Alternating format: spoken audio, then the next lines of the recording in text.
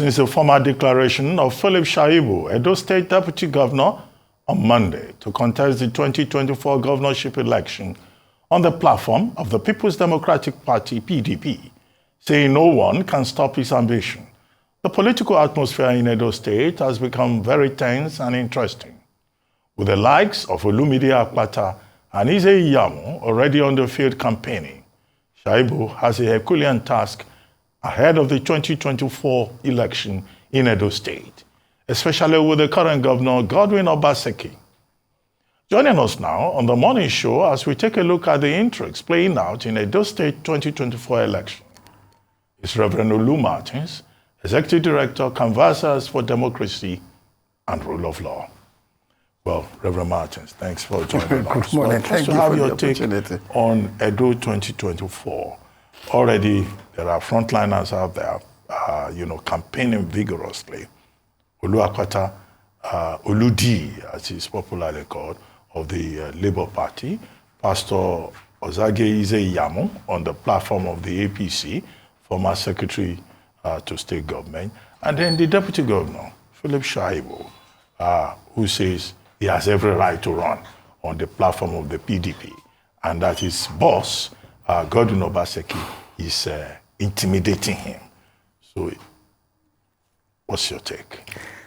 Thank you very much. First of all, let me thank Arise Television for the way it handles the matters. It was Patrick Henry that said, and I'd like to quote, that the collective freedoms of a people cannot be guaranteed until and unless the actions and inactions of government, and indeed those at the helms of affairs, is shrouded in secrecy. So the fourth realm of the estate has helped in entrenching the freedoms of the people, and Arise blazes the trail in that regard. Again, 2024 is here.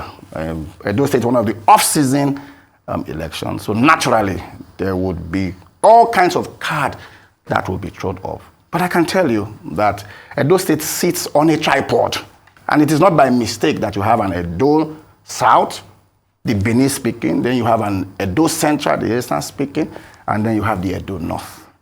And if you look at the permutations so far, especially as we have embraced democracy in this fourth republic since 1999, 24 years, both the Edo North and the Edo South have had adequate representation. So the feeling across board is that they are looking at the senatorial district that has the short end of the stick.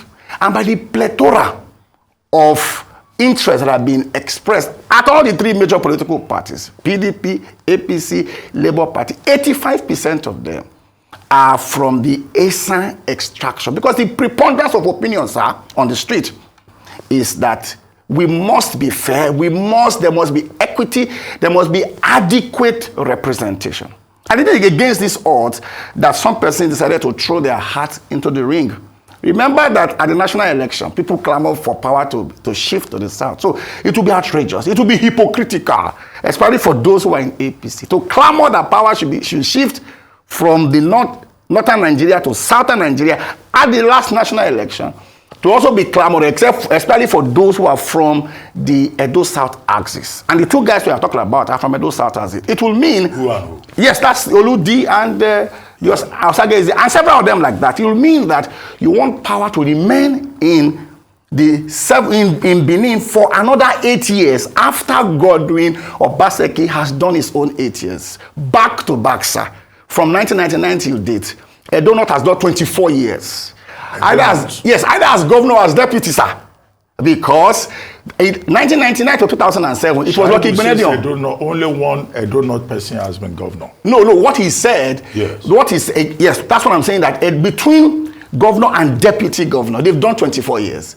Lucky Benedion had a chief, Ogiadome, who is from Fuga, who did 8 years with him. Philip Shaibu is not running for deputy governor. No, he wants to be governor. No, we're talking about representation, especially when you juxtapose that representation side by side with what is happening in Edo Central. I'm trying to do a comparative analysis that Edo Central has not had a stint except for, if you like to put it, a 20-month stay of a Professor Osumbo that at any rate was truncated by the court. So I'm saying that between Edo South and Edo North, they've had their shots at both governor and deputy.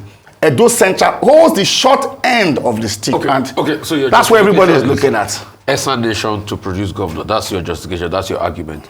But what would you say to people that keep saying that those zoning arrangements is based on political party? So take, for instance, that's the argument you're making across board now, that those zoning arrangements is based on political party. That the PDP can choose to do a zoning game, the APC can choose to do a zoning game, other party might say, oh, they are not doing that zoning game. How tenable is that argument? That's number one. Number two, by this extrapolation of Edo Central, who are the Esan guys on the blocks? Probably Asue Godalo, yeah, from that region, all right? And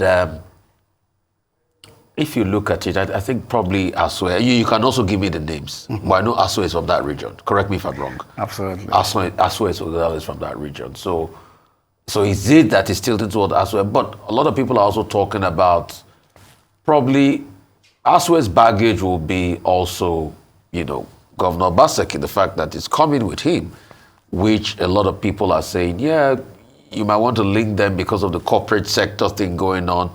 Could that be a reason why they are saying it's not time for Edo North? I understand the dynamics of the politics. Can you also expatiate on those arguments? Yes, thank you very much. You will recall too, and that's why I like history. I remember them asking Chief F.R.A. Williams at 75 what the next 5 years would be. And the guy said, I'm not sure what the next 5 years would be. But from the past 5 years, I can easily tell you what the next 5 years is going to be. So history is a good teacher. In the immediate past election, especially at the National Assembly, PDP argued that they had just been given, PDP had given ticket just to Musa Yar'Adua for 2.5 years thereabout. That was the argument of PDP. And that PDP had been underrepresented as far as ticketing was concerned. And my response usually to that is that when you become president, become governor, you become governor of the good, the bad, and the ugly. You become governor or president of the Federal Republic of Nigeria or Edo State. So as far as Edo people are concerned, the North had had its own representation. I even remember that Ahmed Lawan was named as the candidate.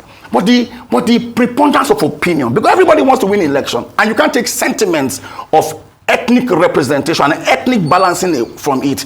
Ahmed Lawan has been named as the candidate of the party by, I think, Adamu Aliero, the then APC chairman. But the governors thought that we should take power away from the North so that we can have a balance of power and brought power to the South. That gave birth to the now very popular, Emilokon. So people can argue, no, it is the party. It is not the people who are in political parties. Or, like somebody said, the power in the people is much more than the people who are in power. The people who are in political parties are infinitesimal compared to the voting population. So it is the preponderance of opinion, whether it is the clergy, whether it is the average man on the street. The idea is that, look, let's be fair. Look at what is happening in Delta State.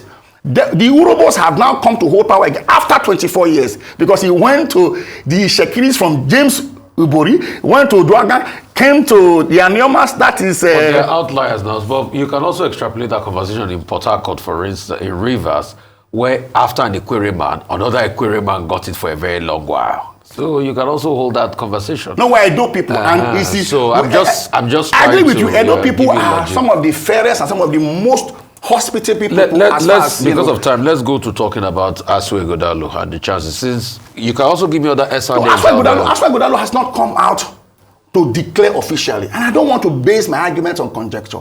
There are very eminently qualified Esan Central people, professors, people who have schools, like Osumbo, who have cut their teeth both locally and internationally. So Osumbo is also in the race from that area. From the APC. We don't lack capacity at all. We need to wrap up now.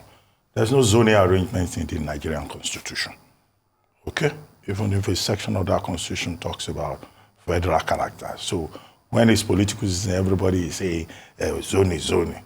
That's one. Number two, Philip Shaibu, I think, was on Channels TV recently, and he said categorically that he has it on good authority that Asue Ighodalo is not interested in the governorship race, and that it's Obaseki that is trying to drag him into it. But we hope. You say we are Edo people. This was how during the elections in Bayelsa, people came here, they said, we are all just. We are all just. And yet there was a lot of violence. The House of Reps now has put together an ad hoc committee to meet with the National Security Advisor to ensure that every effort is made that there is no violence or breakdown of law and order in Edo in 2024. How violent are the Edos? No, the Edo people are perhaps, that's why it's called the heartbeat of the nation. And let us even imagine, though let's not concede. That not a beat? No, our penchant for intelligence far outweigh any desire, any inhuman desire to be physical. And let me quickly say, supposing let us concede that there's no zoning. Uzaire community, the Zaire clan, is where Philip Shaibu is from. And that's one of the clans in the 6 local governments in the Edo North. They are the ones who produce Adam Soshomole. They are the ones who have produced 8 years now of Philip Shaibu. Let us even consider it is true that there's no zoning. So one clan would continue to dominate itself against the interest of the general clans. There are 6 local governments in Edo North. Let me quickly say, if you allow me the time, that several people have declared their interest. I do not understand why the declaration of the interest of Philip Shaibu will draw so much, hoopla. If not that, he has not learned from history. Dr. Pius Udubu ran against the interest of Adam Soshomole, and there was no such hoopla. Michael Giadome ran against the interest of Lucky Igbenedion. So it's beginning to look like there must be some level of rascality. Why I must draw the roof down, because all the elections that Philip has contested for, he has always had, quote and unquote, some godfather or some person backing him. And the governor says, I won't be a godfather. Democracy is a government of the people, by the people, and for the people. And the interest of the people must be reflected as far as elections are concerned. To him to balance it, if there was no victimization by the governor as regards this, all of this hoopla will not be done. No, it's imaginary. It's imaginary, sir. He started it up. It's imaginary, sir. Reverend Olumat, Present, we sir. need to go. Thank you, sir. Yeah, thank you very much for joining. Thank you for joining.